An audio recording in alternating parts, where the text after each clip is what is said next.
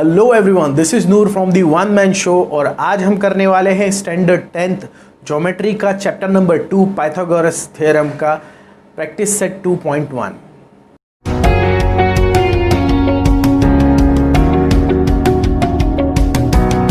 तो दोस्तों अब हम चालू करने वाले हैं 2.1। सबसे पहले देखिए क्वेश्चन क्या है। तो question is identify with reason which of the following are Pythagorean triplets. इनमें से कौन से पाइथागोरियन ट्रिपलेट्स है हमें पहचानने हैं। टोटल 6 सम है, मैंने स्टार्टिंग के 3 मैं करा रहा हूँ, बाकी के 3 आप इजीली कर सकते हैं। पाइथागोरियन ट्रिपलेट पहचानने के लिए जो सबसे बड़ा वाला साइड है, ये 3 नंबर जो है, ये 3 डिजिट जो है, ये 3 साइड्स के बारे में बात हो रही है, 3, 5 और 4। तो जो सबसे बड़ा वाला है मैं उसका स्क्वायर लिखूंगा 5 स्क्वायर, जो कि कितना होता है 25। इसे मैं कहूँगा इक्वेशन 1। फिर इन दोनों के स्क्वायर का एडिशन करूँगा बचे हुए का, 3 स्क्वायर प्लस 4 स्क्वायर। देखते हैं ये कितना होता है। 3 का स्क्वायर इज़ 9, 4 का स्क्वायर इज़ 16, तो ये भी कितना हो रहा है 25। इसका मतलब 3 का स्क्वायर प्लस 4 का स्क्वायर इज़ ऑल्सो 25। इसे मैं कहूँगा इक्वेशन 2। अब bye equation 1 and 2 I can write what? I can write by equation 1 and 2 हम लिख सकते हैं कि 5 square is equal to 3 square plus 4 square. Therefore it is a Pythagorean triplet. ये ट्रिपलेट एक पाइथागोरियन ट्रिपलेट है, ठीक है। अब सेकंड वाला देखते हैं। यहाँ पर दिया हुआ है 4, 9 and 12। सबसे बड़ा है 12, तो देखते हैं कि 12 का स्क्वायर कितना होता है। It is 144। All we know that this is our equation number 1। अब बाकियों के 2 का एडिशन देखेंगे उनके स्क्वायर का, 5 square plus 9 square. 4 square is 16 and 9 square is 81। जब मैं इन दोनों को ऐड करूँगा तो it will be 97। Therefore 4 square plus 9 square is equal to 97। अब देखिए बाय इक्वेशन 1 and 2 ये दोनों भी इक्वल नहीं है, ये और ये इक्वल नहीं है, तो मैं लिखूंगा by equation 1 and 2 I can write that 12 square is not equal to 4 square plus 9 square and hence it is not a Pythagorean triplet। Hopefully आपको अच्छी तरह से समझ में आ रहा होगा कि ये कैसे करना है। एक और कर लेते हैं हम लोग, ताकि जो अगर छोटे मोटे डाउट्स है वो भी क्लियर हो जाए। देखिए यहाँ पर है 5, 12 and 13। 13 का स्क्वायर कितना होता है? सबसे बड़ा 13 है, तो it's 169। This is my equation number 1। अब बाकी के 2 बचे हुए के स्क्वायर का एडिशन देखेंगे, that is 5 square plus 12 square. 5 square is 25 plus 12 square is 144। It's also 169। Therefore I can write that 5 square plus 12 square भी कितना हुआ? 169 हुआ। This is my equation number 2 and I can right bye equation 1 and 2 what we can write that 13 square is equal to 5 square plus 12 square and hence we can write, हम क्या लिख सकते हैं कि it is a Pythagorean triplet। तो दोस्तों ये था हमारा फर्स्ट क्वेश्चन और उसके सब क्वेश्चन और 3 क्वेश्चन है। आप ट्राई कीजिए, नहीं आएगा तो कमेंट बॉक्स में बता देना, मैं कर दूंगा। उससे पहले आप इसका स्क्रीनशॉट लिए ताकि हम आगे बढ़े। तो फ्रेंड्स अब हम करने वाले हैं क्वेश्चन नंबर 2। ज़रा गौर से देखिए। 1 आपने क्या था वो देख लिया। एक बात याद रखना, हमने इससे पहले किया था इंट्रोडक्शन टू पाइथागोरस थ्योरम। वो वीडियो अगर आपने नहीं देखा है तो आप अच्छी तरह से उस वीडियो को देख लीजिए, क्योंकि उसके अंदर हमने अच्छी तरह से एक्सप्लेन किया है कि what is Pythagoras theorem, what is converse of Pythagoras theorem, what is 36 properties of 30, 60, 90 degree angle triangle, properties of 45, 45, 90 degree angle triangle.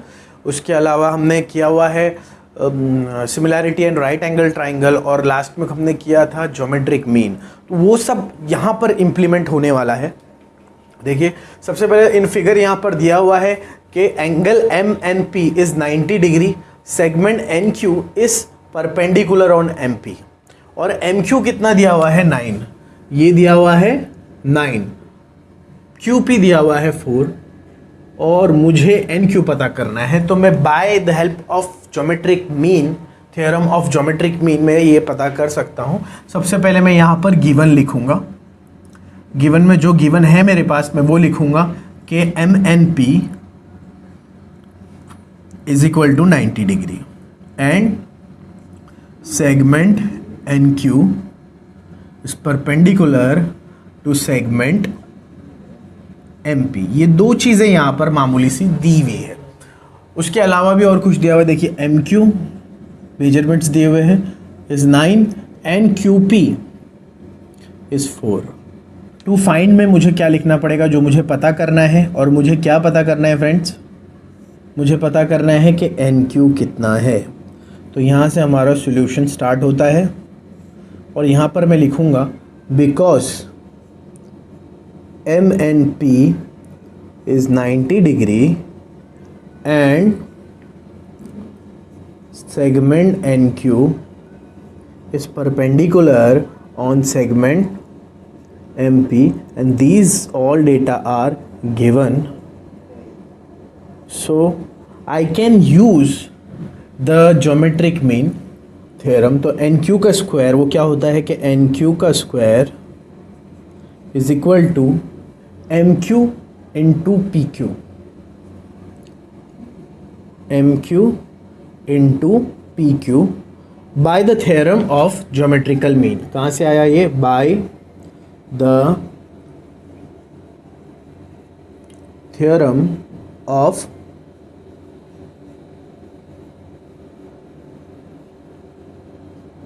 Geometric mean. ठीक है, अब हमें क्या करना है, अब यहाँ एन क्यू के स्क्वायर की जगह हम लिखेंगे एन क्यू का स्क्वायर। एम क्यू कितना है दोस्तों, एम क्यू है 9 और पी क्यू है 4, तो हेंस एन क्यू का स्क्वायर कितना हो जाएगा, 9 4 ज़ा 36। एन क्यू का स्क्वायर हो गया है 36, तो एन क्यू कितना होगा, अगर इसका स्क्वायर 36 है तो 36 is a perfect square of 6, hence N Q is 6। तो ये था हमारा क्वेश्चन नंबर 2 जहाँ पर हमने इम्प्लीमेंट किया ज्योमेट्रिक मीन थ्योरम। तो सबसे पहले आप इसका स्क्रीनशॉट ले लीजिए, फिर हम आगे बढ़ते हैं। तो दोस्तों अब हम करने जा रहे हैं question number 3 of Pythagoras theorem practice set 2.1। एक बार देख लीजिए, समझ लीजिए कि ये क्वेश्चन क्या है, फिर हम सॉल्व करते हैं। बोल रहा है कि इन the figure angle Q P are, ये वाला जो एंगल है वो 90 डिग्री का है, और पी एम जो है परपेंडिकुलर है क्यू आर को, मतलब ये दोनों चीज़ों के लिए एलिजिबल है, similarity and right angle triangle के लिए भी और थ्योरम ऑफ ज्योमेट्रिकल मीन के लिए भी। और इसमें क्या दिया हुआ है कि Q M R, but obvious सी बात है ये कोलिनियर है। यहाँ पर मुझे दिया हुआ है P M is 10 and Q M is 8, मुझे पता करना है क्यू आर कितना है। तो हम क्या कर सकते हैं, यहाँ पर सबसे पहले हम क्या लिखेंगे, गिवन, क्योंकि हम एग्जाम में ये क्वेश्चन नहीं लिखते तो हमें गिवन टू फाइंड लिखना बहुत ज़रूरी होता है। इसके ऊपर मार्क्स होते हैं दोस्तों, अगर आपका आंसर गलत है, कंक्लूजन गलत है, तो भी आपको कुछ मार्क्स, आधा मार्क, 1 मार्क इस पर मिल सकता है। तो इसे लिखने की आदत डालिए, which is very very important. Given में व्हाट वी हैव, गिवन में we have that angle Q P R कितना है, 90 डिग्री है, और segment P M is perpendicular on segment Q R, ये दिया हुआ है। इसके अलावा क्या है कि P M is 10 and Q M is 8। मुझे फाइंड क्या करना है वो मैं लिखूँगा टू फाइंड के अंदर, और मुझे फाइंड करना है क्यू आर, मुझे फाइंड करना है क्यू आर। ठीक है, अब हम क्या करेंगे, सोल्यूशन स्टार्ट करेंगे। सोल्यूशन में जो एलिजिबिलिटीज़ है सबसे पहले वो लिखेंगे, because we have angle Q P R is a right angle triangle and segment PM is perpendicular on segment QR, and these two statements are given here. तो statement में we have to write it as given. Okay, now अब we are eligible for the that theorem of geometrical mean. तो theorem of geometrical mean क्या करता है कि जो altitude है पीएम, तो पीएम का square is equal to QM into R M, QM into R M. ठीक है, अब देखिए पीएम है हमारे पास, वो कितना है 10, तो ये होगा 10 का square is equal to QM भी है हमारे पास 8, आर एम नहीं है तो आर एम इसी तरह से लिखेंगे, ये हो जाएगा 100 और ये 8 को हम इधर ले आएंगे प्लस में, सॉरी बहरहाल तो उधर ही रहने देंगे, 8 इंटू आर एम। तो 10 का स्क्वायर हो गया 100 और ये है 8। अब इस 8 को यहाँ ले आएंगे तो ये होगा 100 upon 8 is equal to R M. अब देखते हैं ये कितना होता है। अगर 4 से करूँ तो ये हो जाएगा 4 2 ज़ा 8 एंड 4 25 ज़ा 100, तो इसका मतलब 25 का half, therefore R M is 25 का half, that is 12.5। Hence R M की वैल्यू क्या आई है हमारी, it is 12.5। This is my equation number 1 here. Okay, now we go forward. देखते क्या कर सकते हैं हम लोग। यहाँ पर मेरे पास स्टेटमेंट दिया हुआ है कि Q M R are collinear, तो मैं लिख सकता हूँ Q R is equal to Q M plus R M. Why so, because Q M R collinears. Q R मुझे पता करना है मेरे फाइंड के लिए, क्यू एम मेरे पास दिया हुआ है 8 प्लस ये आर एम कितना आया है देखो ज़रा, आर एम आया है 12.5, तो यहाँ लिखूँगा 12.5। कहाँ से लिखा ये, बाय इक्वेशन 1। रेफरेंस देना बहुत ज़रूरी है, तो हमेशा इस चीज़ का ध्यान रखें जब भी आप क्वेश्चन कर रहे हैं, इक्वेशंस में दीजिए, उनके रेफरेंस वहाँ पर दीजिए, रीज़न दीजिए, तो आपका जो है पक्का हुआ एकदम पक्का आंसर लगेगा। ऐसा लगेगा नहीं कि आपने ये बस कर दिया है, ऐसा लगेगा कि आप ये प्रैक्टिस करके आए थे और आपने पूरे कॉन्फिडेंस में इसको किया है। इसका इम्पैक्ट उन क्वेश्चन पे भी पड़ेगा जो आप नहीं करके आए हुए, जो आप डायरेक्ट करने जा रहे हैं। तो 12.5 प्लस 8 विल बी 20.5। तो this is my answer here. We are done with this question. सबसे पहले आपको क्या करना है, एक स्क्रीनशॉट लेना है, फिर हम आगे बढ़ते हैं। तो फ्रेंड्स हम शुरू करने वाले हैं क्वेश्चन नंबर 4। एक बार देख लेते क्वेश्चन नंबर 4 है क्या। कि in figure find RP and PS by using information given in the PSR. PSR की जो भी इंफॉर्मेशन दी हुई है उसके बिना पर हमें आरपी और पीएस पता करना है। ये है आरपी और ये है पीएस, हमें ये दो पता करना है। देखने से ही पता चलता है ये एक राइट एंगल ट्राइंगल है और उसका एक एंगल 30 डिग्री का है और एक साइड दी हुई है एसआर। तो चलिए शुरुआत करते हैं। इन ट्राइंगल सबसे पहले गिवन के अंदर बहुत कुछ है जो दिखता है और जो कुछ नहीं भी दिखता। इन ट्राइंगल पीएसआर एंगल पीएसआर कितना है, या मैं कहूँ डायरेक्ट कह सकता हूँ एंगल आर, जो आपको एस एंगल एस बोलना आसान पड़ेगा, वो कितना है 90 डिग्री है। और एंगल पी कितना है 30 डिग्री है। ठीक है, और दिया हुआ है एस आर कितना दिया हुआ है, इट्स 6। और मुझे फाइंड करना है, फाइंड क्या करना है दोस्तों, फाइंड करना है आरपी एंड पीएस। ये दो चीज़ें हम लोगों को फाइंड करनी है। अब सॉल्यूशन चालू करते हैं। सॉल्यूशन के अंदर व्हाट वी हैव कि in triangle PSR angle P is equal to is 30 degree और angle S is equal to 90 degree. तो अगर ये 90 है ये 30 है तो जो तीसरा वाला आर है वो कितना होगा, इन दोनों को ऐड करके 180 से माइनस कर दो। 90 प्लस 30 इज़ 120, 180 से माइनस करोगे आएगा 60 डिग्री। ये कैसे आया, क्योंकि ये क्या है रिमेनिंग एंगल, ये क्या है, इसके हम रीज़न में लिखेंगे रिमेनिंग एंगल। रिमेनिंग एंगल जो एक बच गया वो 60 डिग्री का हो गया। Therefore triangle P S R is a 30 degree, 60 degree, 90 degree angled triangle। ठीक है, अब देखिए ये आसान हो जाएगा। अब ये जो साइड है जो दी हुई ये है opposite to 30 degree, opposite to 30 degree, और side opposite to 30 degree, side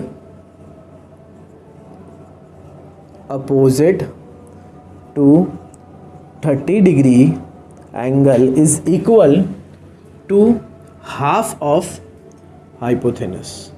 ये क्या है, हाइपोथेनस के हाफ होती है। ये कहाँ से आया, ये आया bye the property of 30 degree, 60 degree, 90 degree angled triangle, यहाँ से आया। ठीक है, अब अपन क्या कर सकते हैं, अब हम पुट कर सकते हैं side opposite to 30 degree is S R is equal to half into hypotenuse कितना है, इट इज़ पी एस, और यहाँ हमें पी एस पता भी करना है। देखिए अब इस पी एस को यहीं रहने देता हूँ, एस आर की जगह उसकी वैल्यू पुट करता हूँ विच इज़ 12, नहीं विच इज़ 6, दी हुई है 6 है, और इस हाफ को यहाँ भेजूंगा तो ये ऊपर आ जाएगा, 2 हो जाएगा, 2/1 दैट इज़ 2 पी एस। तो देयरफॉर हमारा पी एस कितना आ रहा है, 6 2 12, तो यहाँ पर पी एस आ गया जो कि कितना है 12 है। और अगर अब मेरे पास पी एस नहीं आया, सॉरी ये पी आर है, पी आर मेरे पास आ गया जो कि कितना है 12 है। 90 डिग्री के सामने वाला था, ये हाइपोथेनस था, तो ये कितना आ गया भैया, ये आ गया 12। अब मुझे क्योंकि ये 60 डिग्री है, मुझे 60 डिग्री के सामने वाला पता करना है, तो मैं लिख सकता हूँ यहाँ पर डायरेक्टली, सॉरी मैं यहाँ पर डायरेक्टली लिख सकता हूँ side opposite to 60 degree, side opposite to 60 degree is √3/2 of hypotenuse, of hypotenuse. इसमें भी रीजन क्या आएगा, by the property of, by the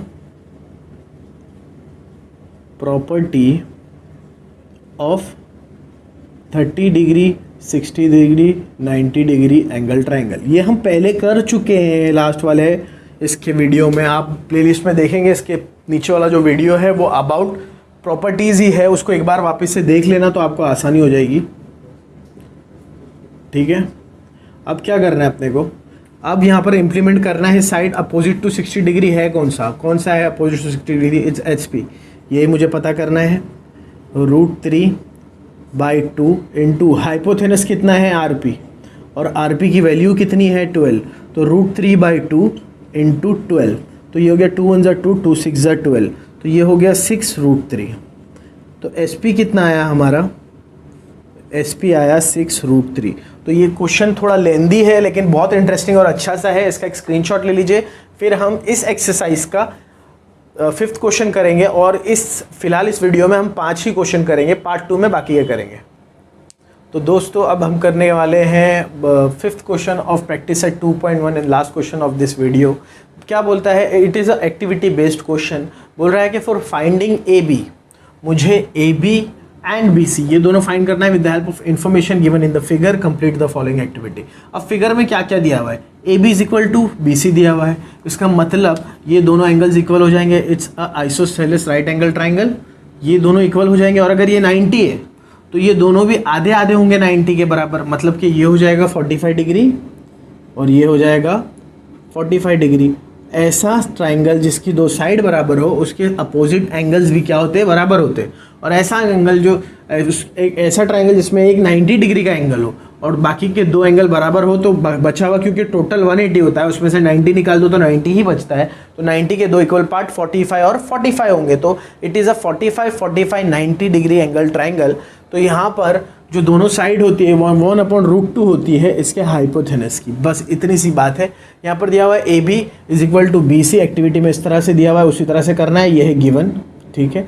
angle B A C, तो B A C is equal to हम A सी भी लिख सकते हैं और हम या तो लिख सकते हैं 45 डिग्री इजीली, ठीक है। अब A B is equal to B C is equal to 1/√2 of A C. अब यहाँ पर इसने रीज़न नहीं लिखा या ना ही रीज़न मांगा है, तो यहाँ पर हम नहीं देंगे, लेकिन एग्जाम में ऐसा क्वेश्चन आता है तो आप ज़रूर रीज़न दीजिएगा कि bye the property of 45 90 degree angle triangle, ये होता है कि कोई भी साइड जो है वो 1/√2 होती है हाइपोथेनस की। अब वो दिया हुआ है ए सी, यहाँ पर 1/√, फिर से लिखेंगे। अब √8 को हम 2√2 लिख सकते हैं, यहाँ पर 1/√2 फिर से लिखेंगे। अब ये √2 और ये √2 कट जाएगा, आंसर आएगा 2 1 2। तो ए बी और बी सी दोनों भी कितना आया हमारा 2 आया। तो ये था बहुत ही आसान सा क्वेश्चन नंबर 5। बाकी के बचे हुए 5 क्वेश्चन दोस्तों हम आगे वाले वीडियो में करेंगे। मैं वीडियो ज़्यादा लंबी नहीं करना चाहता हूँ, मैं चाहता हूँ कि थोड़ा थोड़ा करके आपको अच्छी तरह से आहिस्ता आहिस्ता स्टेडली समझा के किया जाए। तो अगर आपको हमारी वीडियो अच्छी लग रही है तो guys we need your support, please do like share subscribe and press the bell icon. This is Noor from the one man show signing of.